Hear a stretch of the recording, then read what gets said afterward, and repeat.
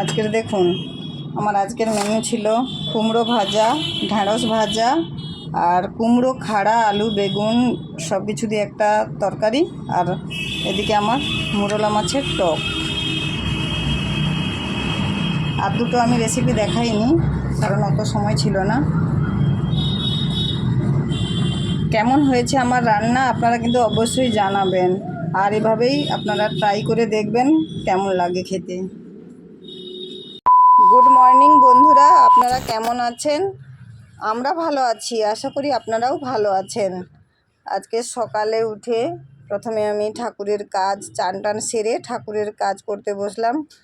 আমার ঠাকুরের কাজ চলছে। আমার এখানে লক্ষ্মী, গণেশ, আর এই সাইডে আছে।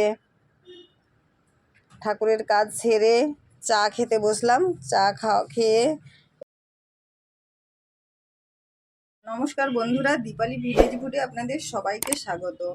আজকে আমি দুটো রেসিপি আপনাদের সাথে শেয়ার করছি। আমি এখানে আমার দেশের বাড়িতে মোরলা মাছ ধরছিল। দেখুন মোরলা মাছটা ছোট কিন্তু খুব টাটকা।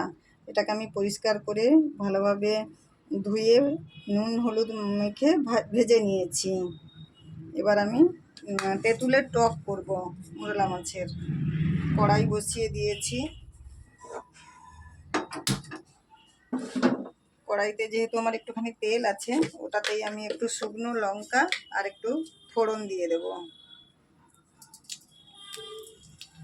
এই গরমে তেঁতুলের টক কিন্তু খেতে খুবই ভালো লাগবে, এবং এটা যেহেতু রিচ নয় তাই শরীরও ভালো থাকবে।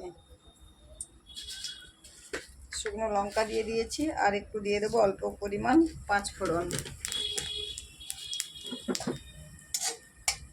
আর এখানে আমি নিয়ে নিয়েছি অল্প করে একটু পাকা তেঁতুল। দেখুন তেঁতুলটাকে একটু ভিজিয়ে রাখছিলাম। এবার এটাকে ভালোভাবে একটু ঘষে এর দলাটা আমি দিয়ে দিচ্ছি।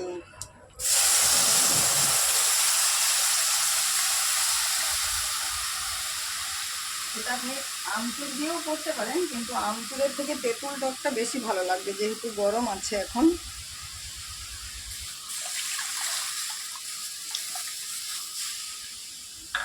মোরলা মাছটা কিন্তু খুব বেশি করে ভাজা যাবে না, কারণ এটা তাহলে শক্ত হয়ে যাবে।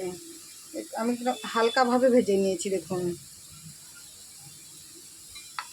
এবার এই তেঁতুলের দিতে একটু ফুটতে দিতে হবে। এর মধ্যে একটু অল্প করে আপনারা যদি চান চিনি দিয়ে দেবেন, আর যদি চিনি না খান তাহলে দেওয়ার দরকার নেই। আমি একটু অল্প পরিমাণ ছোটো চামচের 2 চামচ চিনি অ্যাড করলাম। আর দিয়ে দেবো অল্প করে হলুদ, যেহেতু মাছে হলুদ দেওয়া আছে তাই অল্প পরিমাণ হলুদ দেবেন, খুব বেশি দেওয়ার দরকার নেই।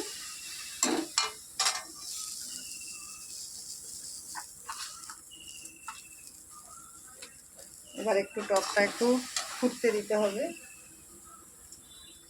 তেঁতুল টক কিন্তু যদি একটু ফোটান তাহলে বেশি ভালো লাগবে, আর খেতেও খুব স্বাদ। এবার আমি একটু ফুটিয়ে নেব। যেহেতু টকটা আমার দেখুন কত সুন্দর ফুটে এসেছে, এবার কিন্তু আমি ভেজে রাখা মাছগুলো দিয়ে দিচ্ছি। দিয়ে আরও 2 মিনিটের জন্য আমি ফুটিয়ে নেব। আর আমার এদিকে হচ্ছে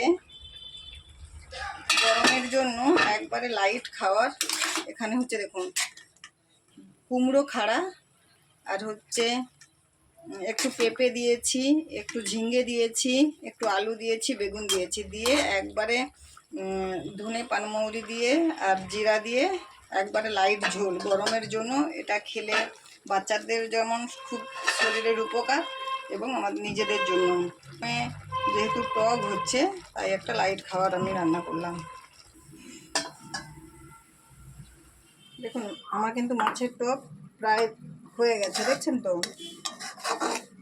এবার আমি উপর থেকে একটু সর্ষে তেল ছড়িয়ে দেবো। এটা কিন্তু সাদা তেল দেবেন না, সাদা তেল দিলে অতটা ভালো লাগবে না। জাস্ট নামানোর আগে একটু সর্ষে তেল দিয়ে আমি একটু নেড়ে নিলাম। এবার আমি গ্যাসটা অফ করে দেব আর বাটিতে ঢেলে নেব। এদিকের আমার ঝোলটাও হয়ে এসেছে। এবার আমি বাড়িতে তৈরি করে রাখা ভাজা মশলা একটু দিয়ে নামিয়ে নেব। এটাতে আপনি ধনে পানমৌরিও দিতে পারেন, না হলে একটু ধনে আর জিরে একসাথে বেটে সেটাও দিতে পারেন। দেখছেন, এটা কিন্তু সিজনের। আমার রান্না প্রায় হয়ে গেছে, এবার আমি গ্যাসটাকে অফ করে দেব। এটা একটু ঝোল ঝোল থাকলে ভালো হবে, কারণ একবারে শুকনো ভালো লাগবে না।